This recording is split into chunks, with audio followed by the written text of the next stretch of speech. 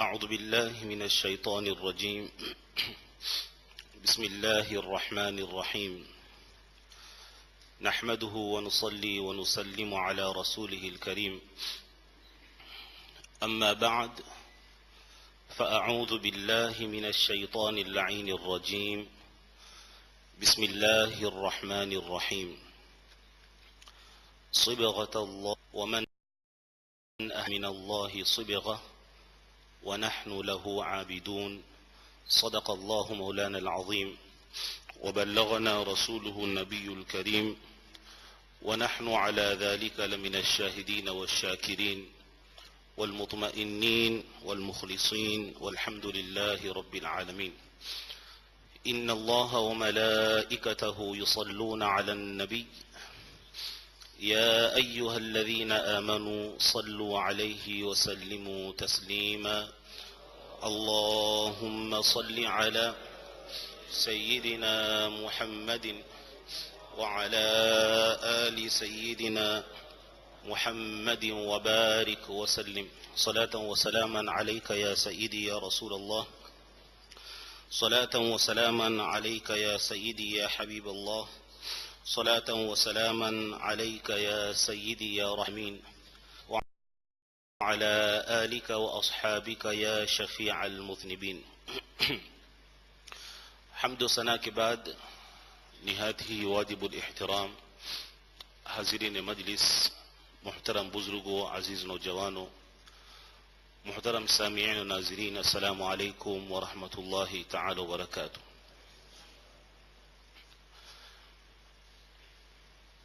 اللہ رب العزت جل جلالہ وعم نوالہ کا فضل و کرم اور احسان عظیم ہے کہ اس نے پھر سے ہمیں موقع عطا فرمایا کہ آج ہم سب مل کر اللہ کے گھر میں حاضر ہیں.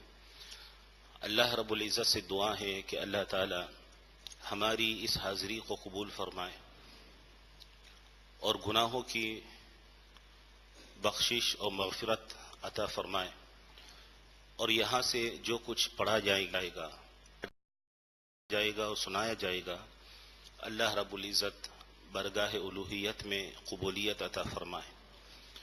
آمین ثم آمین بجاہ سید المرسلین محمد رسول اللہ صلی اللہ علیہ وسلم.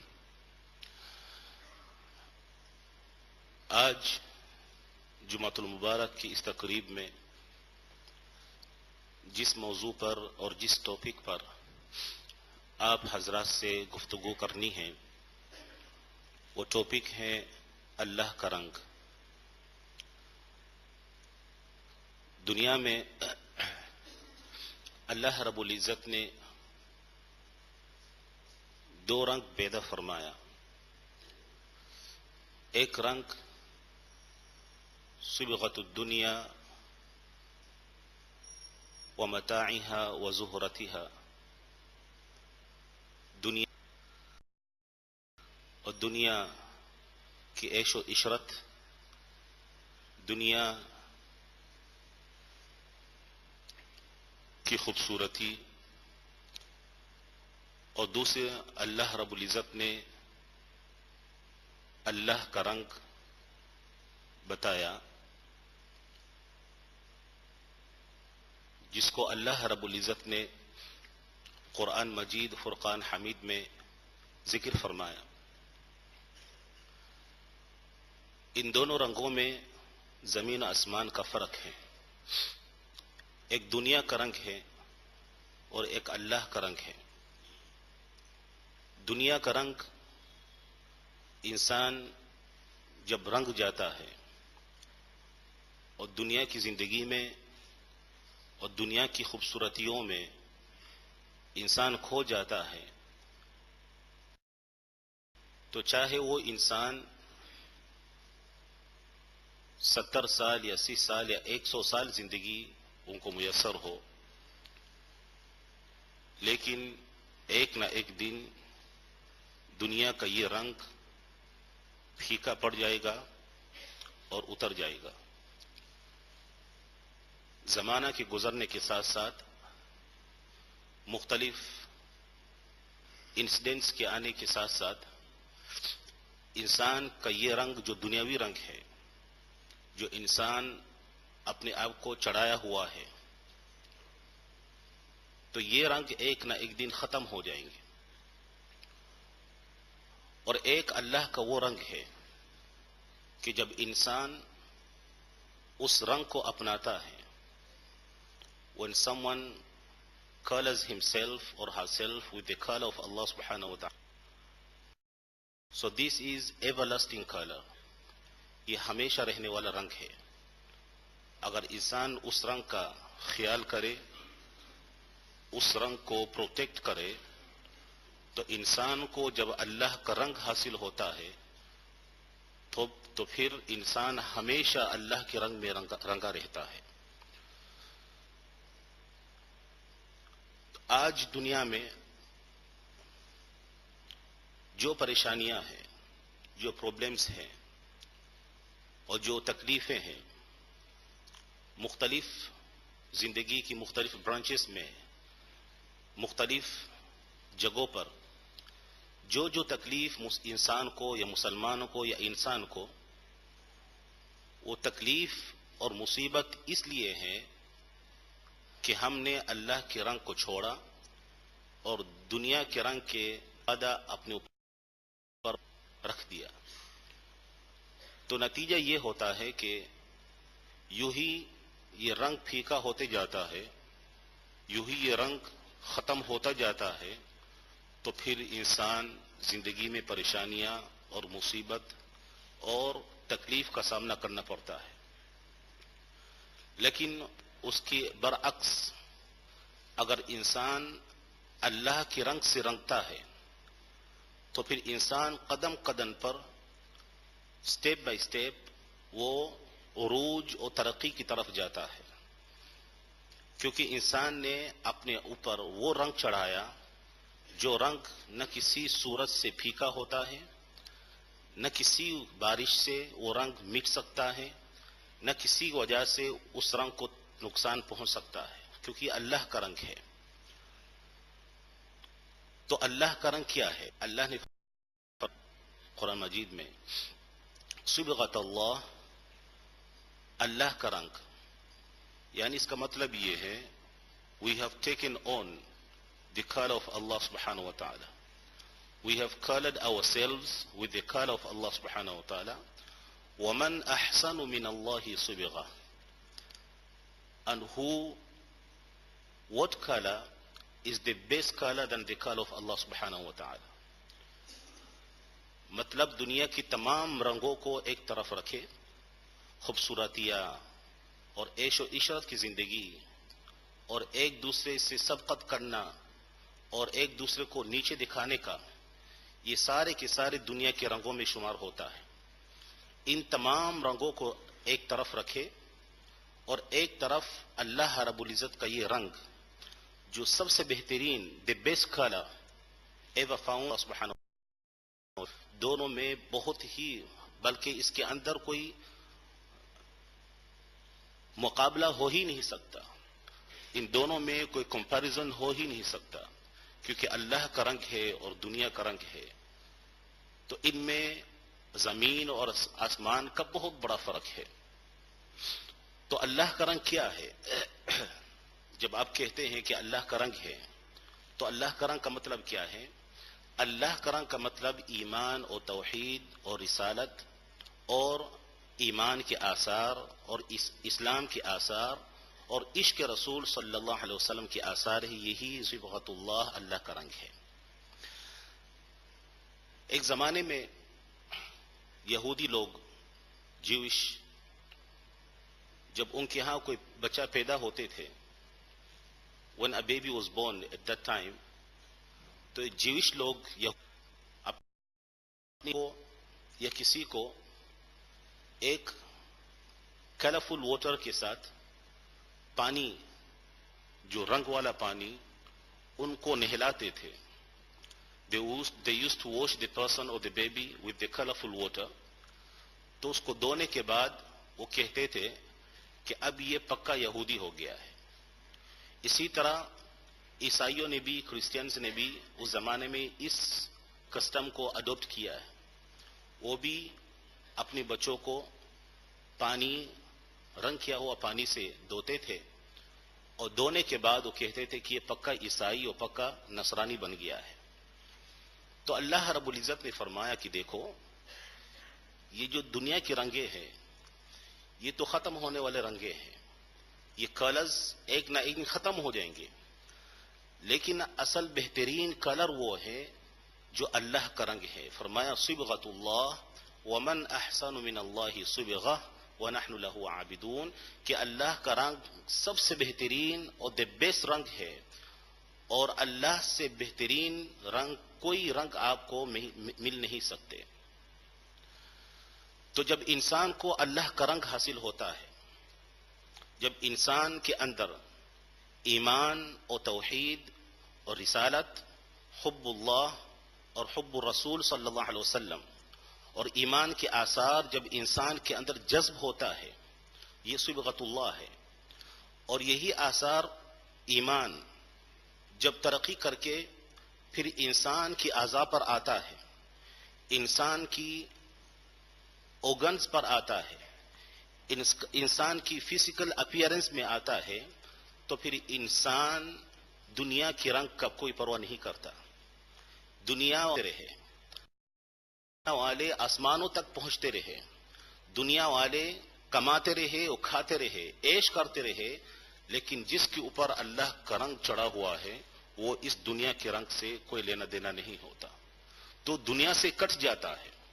دنیا میں رہ کر بھی کھاتے ہیں سب کے ساتھ، چلتے ہیں سب کے ساتھ، اور گھومتے ہیں پھرتے ہیں سب کے ساتھ، لیکن اس کے جسم پر اللہ کا رنگ ہے، اس لیے جہاں بھی جائیں گے دنیا میں، دنیا کا رنگ اس پر اثر انداز نہیں ہو سکتا، کیونکہ اس نے اللہ کے رنگ کو، اللہ کے رنگ کی لبادہ کو اپنے اوپر اڑایا ہوا ہے، اور اس نے اپنے آپ کو اللہ کے رنگ سے رنگ دیا ہے۔ تو دنیا میں کھاتے رہیں گے، آپ دیکھیں گے لوگ کھا رہے ہیں پی رہے ہیں، لیکن اصل میں یہ کھا رہے ہیں بس مختصر وقت گزارنے کے لیے دنیا میں، اس رنگ کو کوئی اہمیت وہ نہیں دیتے، کوئی امپورٹنس نہیں دیتے، کیونکہ ختم ہو جائیں گے۔ پھر جب دنیا سے کٹ جاتے ہیں تو پھر یہ لوگ پرسکون اور پرامن لوگ ہوتے ہیں۔ دنیا میں جہاں بھی مصیبتیں ہیں، جہاں بھی تکلیفیں ہیں، جہاں پریشانیاں ہیں، جہاں دشمنیاں ہیں، جہاں جیلسی ہیں، جہاں لوگ ایک دوسرے کو برداشت نہیں کر پاتے، اگر کسی کا بزنس تھوڑا سا اوپر ہوا تو لوگ اس کے پیچھے پڑ جاتے ہیں اس کے بزنس کو توڑنے کے لیے، اگر خاندان میں امن و امان ہے تو لوگ جلتے ہیں اس خاندان سے، اور لوگ کوشش کرتے ہیں کہ خاندان کے اندر جھگڑا پیدا ہو جائے۔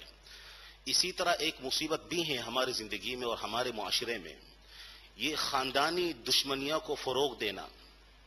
اگر 50 سال پہلے اور 70 سال پہلے دو فیملیز کے درمیان میں کچھ جھگڑا ہوا تھا، وہ دونوں فیملی اپنے بچوں کو اسی طریقے پر چلاتے ہیں کہ بیٹا دیکھو، اس فیملی والوں نے 50 سال پہلے یا 70 سال پہلے ہمارے ماں باپ کو گالیاں دیا تھا، تمہارے دادا تمہارے دادی یا نانا نانی کو پریشان کیا تھا، اس لیے بیٹا اس سے بدلہ لینا ہے۔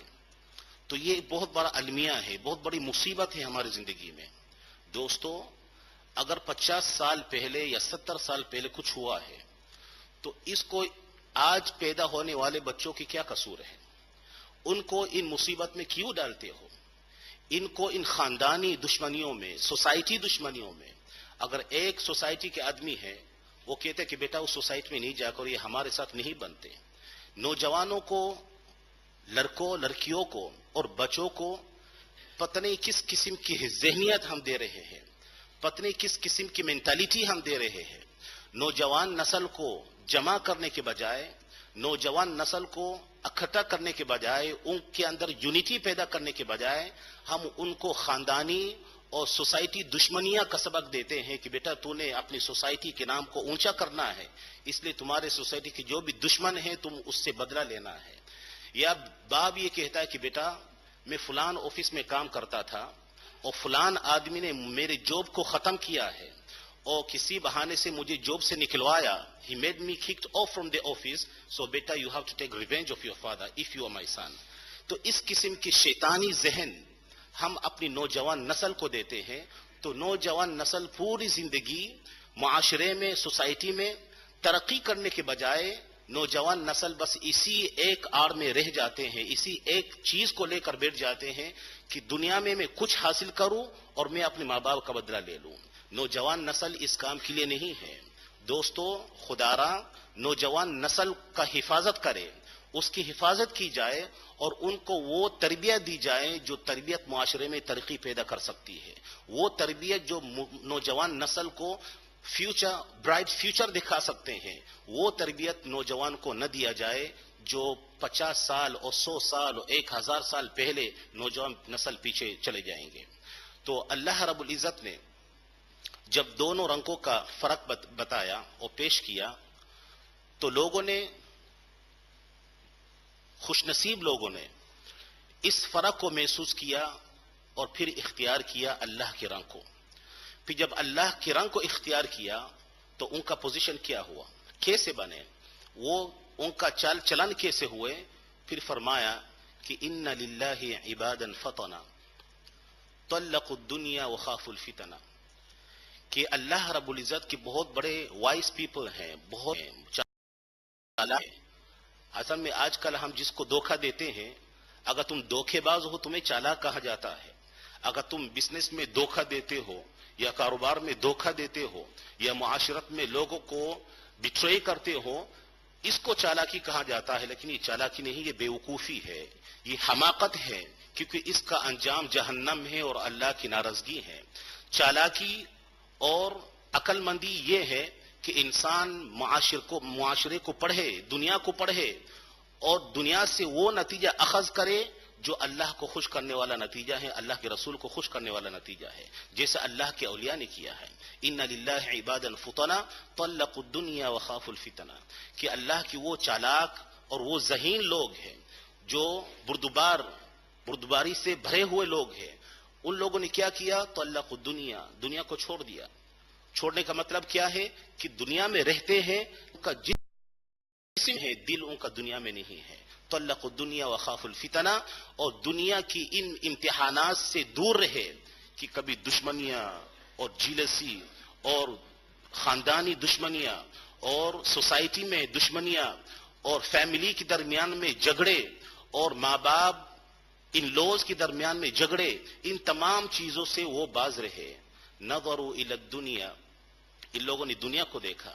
فلما رأوا انہا لیس لحی وطنا, جب ان لوگوں نے دیکھا کہ یہ دنیا کسی زندہ انسان کے لیے ڈیسٹینیشن نہیں ہے, پھر کیا کیا, جعلوها لجتا, they took this world as a deep sea, they took this world as a deep sea. واتخذوا من صالح الأعمال فيها سفنا, and they have taken their good action as the boat and as the yacht to make them pass this sea, the deep sea of this world. تو یہ ہوتے ہیں, دنیا کو کچھ نہیں سمجھتے.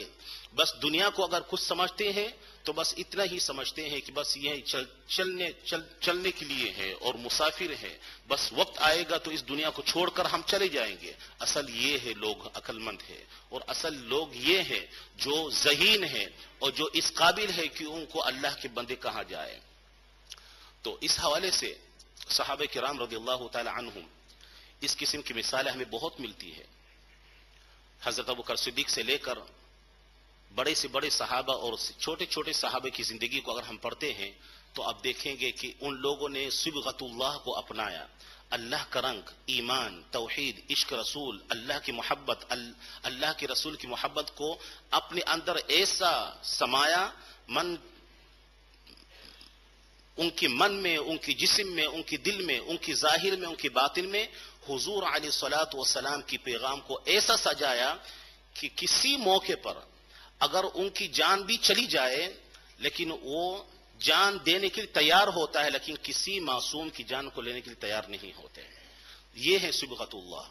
آج ہم جب نوجوان نسل کو ہم ان کو خاندانی دشمنیوں میں ڈال دیتے ہیں تو اس دشمنیوں میں کیا ہوتا ہے, تو وہ اپنی ماں باپ کی بدلہ لینے کے چکر میں اپنے آپ کو بھی دشمنی میں ڈال دیتے ہیں، اس کا بھی دشمن پیدا ہونا شروع ہوتا ہے، تو پھر پورا معاشرہ درم بھرم ہو جاتا ہے، پورا معاشرہ ڈسٹرب ہو جاتا ہے۔ وہ نوجوان نسل جن کا مقام اللہ رب العزت نے عرش الہی کا سایہ رکھا ہے کہ دنیا میں نوجوان نسل کو تربیت مصطفی دے کر اور سنت مصطفی کی تربیت دے دو تاکہ قیامت کے دن یہ جوان عرش الہی کی سائے میں رہے، اس نوجوان نسل کو ہم شیطان ہیں، دشمن کی سبق ان کو دیتے ہیں کہ چونکہ ہمارے باپ تھے، ہمارے دادا تھے، ہمارا نانا نانی دادا دادی تھے، اس لیے میرا بیٹا ضرور ان سے بدلہ لینا۔ آپ کے دادا یا آپ کی دادی وہ کوئی اللہ کے فرشتے نہ تھے، وہ معصوم نہ تھے، ہو سکتا ہے ان کی بھی غلطی ہو، تو بچوں کو بٹھانا چاہیے، نوجوان نسل کو بٹھا کر ان کو سمجھانا معاملہ کیا ہے، پھر اس میں عقل مندی سے پھر فیصلہ کیا جائے، نہ کہ بچوں کی ذہن میں یہ وسوسہ ڈال دینا کہ بیٹا ہماری عزت کا معاملہ ہے، ہمارے ناک کو نہیں کٹوانا، تو نے بدلہ لینا ہے، اگرچہ تم غلط ہو پھر بھی بدلہ لے رہے ہو، بچوں سے بدلہ دلا رہے ہو بچوں کے اندر۔ یہ طریقہ تربیت کا بالکل غلط ہے اور یہ طریقہ بالکل اللہ کو پسند نہیں ہے، کیونکہ حضور علیہ الصلوۃ والسلام نے ہمیشہ نوجوان نسل کو یکجا رہنے کی سبق دیا ہے، ان کو ہمیشہ ایک جماعت بنانے کی تربیت فرمایا۔ تو صحابہ کرام میں سیدنا خبیب رضی اللہ تعالی عنہ بہت مشہور، اس میدان بدر میں کچھ دو کافروں کو واصل جہنم کیا تھا، خبیب بن عدی رضی اللہ تعالی عنہ۔ یہ بخاری شریف میں پورا بہت لمبا واقعہ ہے، کتاب المغازی میں، اس میں امام بخاری نے پورا اس کو نقل کیا ہے۔ میں صرف دو پوائنٹ اس میں نکلنا چاہتا ہوں کہ جب میدان بدر میں حضرت خبیب نے کفار کو واصل جہنم کیا تو اس کفار وہ جو مرے ہیں میدان بدر میں، ان کی خاندان نے قسم اٹھا لیا کہ ہم ان کا بدلہ ضرور لیں گے، ان کی اولاد چلتا رہا، بدلہ کی آگ، بدلہ کی جو حرارت ہے ابھی تک دل میں موجود ہے کہ ہم نے اپنی باپ دادا کا بدلہ ضرور لینا ہے۔ تو دوستو اس سے ثابت ہوا کہ باپ داداؤں کے بدلہ لینا کا جو طریقہ ہے وہ مسلمانوں کا طریقہ نہیں ہے، یہ کافروں کا طریقہ ہے، جو نہیں چاہتے کہ باپ دادا صحیح قتل ہوئے یا نہیں، یا ان کے ساتھ صحیح ہوا یا غلط ہوا، بس چونکہ ہمارے باپ دادا ہے تو بس ان کا بدلہ لینا ہی ہے اگرچہ وہ غلط ہو۔ تو یہ طریقہ کافروں کا طریقہ ہے، مسلمانوں کا طریقہ نہیں ہے۔ تو وقت ایسا آیا کہ ان کو موقع مل گیا اور حضرت خبیب رضی اللہ تعالیٰ عنہ اور ان کے 3 رفقا کو بھی پکڑ لیا، پکڑنے کے بعد دونوں کو قتل کر لیا۔ اب حضرت خبیب رضی اللہ تعالیٰ عنہ کو کسٹڈی میں رکھا ہے، ایک گھر میں جہاں ایک شوہر تھا، بیوی تھا اور ایک چھوٹا سا بچہ تھا، اس گھر میں رکھا اور انتظار کر رہے تھے کہ وقت آ جائے پھر ہم خبیب کو شہید کر دے، قتل کر دے معاذ اللہ۔ پھر یہی سلسلہ چلتا رہا۔ پھر جب ایک وقت آیا کہ ابھی 3 دن پہلے قتل کرنے اور شہید کرنے کے 3 دن پہلے شوہر گھر سے نکل گئے تو خاتون گھر میں اکیلی تھی۔ رضی اللہ تعالی خاتون سے پوچھا حل عندکم موسیٰ، کیا تمہارے پاس موسیٰ ہے؟ موسیٰ یہ انسان کا نام نہیں، حضرت موسیٰ تو نبی ہے، لیکن موسیٰ یہاں پر اس کا مطلب یہ ہے شیونگ مشین، یوں سمجھو وہ استرا ہوتا ہے نا شیونگ کرنے کے لیے، عربی میں اس کو موسیٰ کہتے ہیں، موسیٰ۔ تو اس نے دے دیا۔ وہ عورت حیرت میں اور حیران ہوئی کہ بندہ مرنے جا رہا ہے اور ایک طرف ہی اپنے آپ کو صاف ستھرا کرنا چاہتا ہے۔ تو جب وہ گئی اور دیا تو اس گھر کے جو بچے ہیں دیکھا کہ وہ حضرت خبیب کی پیروں پر اور حضرت خبیب کے ساتھ کھیل رہے ہیں، بچہ چھوٹا سا بچہ۔ تو یہ عورت فرماتی ہے، بنت الحارثہ فرماتی ہے کہ ففزعت فزعتا، کہ مجھے ڈر ہوئی، I was scared when I saw my son in the Khubayb and he has the Musa, the shaving item in his hand. So she was afraid that Sayyidina Khubayb will just slash this baby's neck with the shaving item he has in his hand. تو سیدنا خبیب نے پہچان لیا، فرما تخشینا ان اقتلہ، خاتون you are afraid that I'm going to kill your son؟ ما كنت لأفعل هذا. یہ ہے تربیت صحابی ہے کہ ماں باپ سے دشمنی ضرور ہے، ماں باپ سے ناراضگی، ماں باپ سے معاملہ ہیں، لیکن ان معاملات کو بچوں کو بیچ میں نہیں ڈالتے. فرمایا کہ ما كنت لأفعل هذا، میرے ہاتھ میں یہ شیونگ آئٹم موجود ہے اور میرے ہاتھ میں تمہارے بچے بھی موجود ہے. If I want to release myself from this place, I can take the advantage of this boy being in my hand, but this is not what I'm going to do because I have the call of Allah subhanahu wa ta'ala. جس کے اوپر رنگ چڑھتا ہے وہ جان دیتا ہے لیکن جان لیتا نہیں. تو خود غلامک ولا تقلقی، فرمایا اپنی غلام لے لو اور تمہیں ڈرنے کی کوئی ضرورت نہیں ہے. تو یہ حیرت پڑ گئی عورت. فرمایا کہ میں نے ایسا کبھی اسیر، کبھی ایسے قیدی میں نے زندگی میں نہیں دیکھا کہ ان کے ہاتھ میں اپنے آپ کو بچانے کا ہر طریقہ موجود ہے، لیکن پھر بھی وہ اتنا آسانی سے موت کو منہ لگا لیتے اور موت کو ہاتھ دے دیتے اور موت کو گلے لگاتے ہیں. میں نے ایسا اسیر اور ایسے قیدی اور ایسا پریزنر کبھی میں نے کبھی نہیں دیکھا. تو اصل میں ایسے کیسے دیکھیں گے؟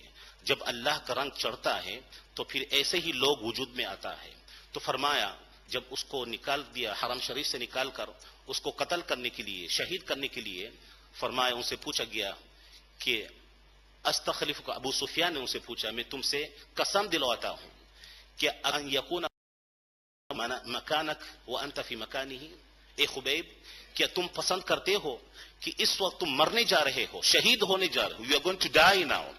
Are you going to be happy to find yourself in the position of Muhammad in his house and find your Prophet Muhammad in your place dying here? Are you going to be happy to see that? He said that میں تو اپنے نبی کریم صلی اللہ علیہ وسلم کو ایک کیل اس کو چبنے کے لیے میں تیار نہیں ہوں. اگر میرے نبی کی جسم میں ذرا تکلیف ہو جائے اس کو میں برداشت نہیں کر سکتا.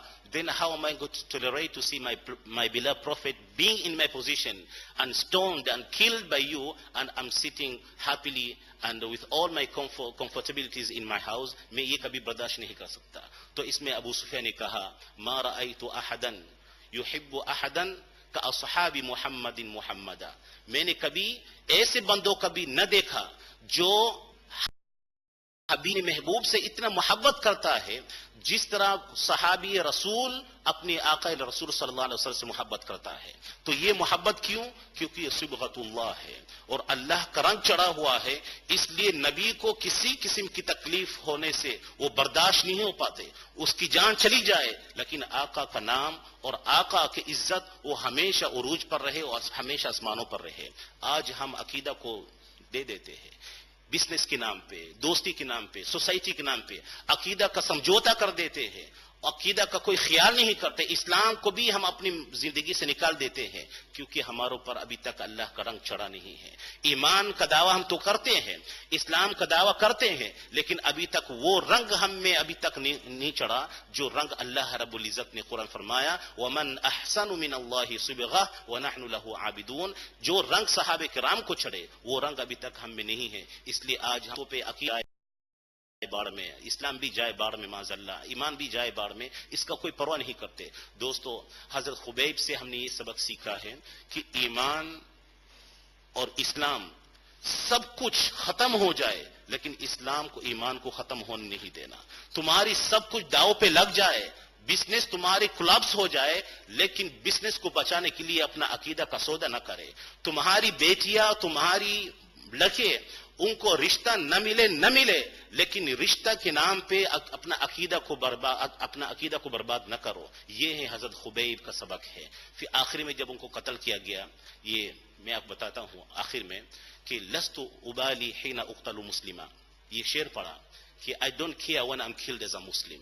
على أي شق كان لله في الله مصرعي. Wherever and however I'm going to be killed, I'll be killed in the cause of Allah subhanahu wa ta'ala. وَذَلِكَ فِي ذَاتِ الْإِلَهِ وَإِنْ. It is upon Allah subhanahu. If He wills, يُبَارِكْ فِي أَوْصَالِ شِلْوِ مُمَزَّعٍ. He is going to bless the spread organs of my body, and this is my good luck, and this is my izzat, and this is my dignity by killed as a Muslim, and I'm losing my life, I'm losing my soul, but I'm not losing my iman, I'm not losing my Islam. وآخر دعوانا الحمد لله رب العالمين.